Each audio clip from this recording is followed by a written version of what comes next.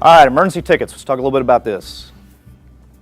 All right, so you're an excavator and have a contract to start excavating tomorrow, but haven't submitted a locate request yet. So let's say you're an excavator, you got awarded a job, they want you to start tomorrow. What do you do in this situation? Do you A, submit an emergency request, B, submit a non-compliance request, C, advise the client that you must wait 3 days and submit a routine request, D, call the locator directly, or E, start working before all utilities have been located? C is the correct answer. So if you ever have someone that says, hey, we need you to start work tomorrow, and it doesn't meet the criteria of an emergency, don't ever call an emergency request. That would be C. Advise them that, hey, I've got to wait 3 days, I got to call Missouri One Call, I got to follow the law. Any questions on that? All right. So you're an excavator and have been hired to excavate for a gas leak. So gas is blowing. They've hired you to fix this gas leak. What do? Do you begin excavation before submitting a locate request? Do you submit an emergency request and wait until the utilities respond? C, submit a routine request, or D, do you submit a non-compliance request? Yep, B is the right answer. What's an emergency in the state of Missouri? Yep, it's got to be a sudden occurrence. And yeah, life, health, or property. I could read you the whole definition, but that's the easiest way to remember it. Sudden occurrence, and if it's going to damage life, health, or property, that constitutes an emergency. Would that be a gas leak? Yeah, so absolutely. If there's gas blowing, that's absolutely an emergency.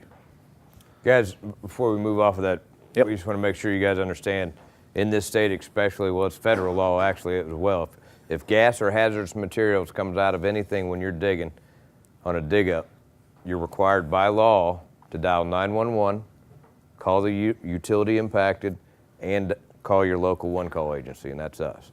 You can call us last, okay? Obviously, you got to secure the area, but you got to call 911, you got to secure your area, you got to get the professionals out there. Do you want to jump down in a ditch and crimp that gas line in half with your vice grips? Anybody ever done that? I know there's some codgers in here that have done it. Are you supposed to do that? Absolutely not. Okay? We don't do that, right? Static electricity, guys, from your genes is ignition source. So now you got gas blowing. It was just blowing. Now it's on fire and you're in there with it. That's a bad deal, okay? So guys, let the professionals come out. That's within a utility, okay? Let whoever owns it handle it, okay? Still your area. Still got to secure that area, right? You can't just go to lunch. You know, you don't want Jimmy riding his bicycle down the sidewalk looking in that hole to see what's hissing, right?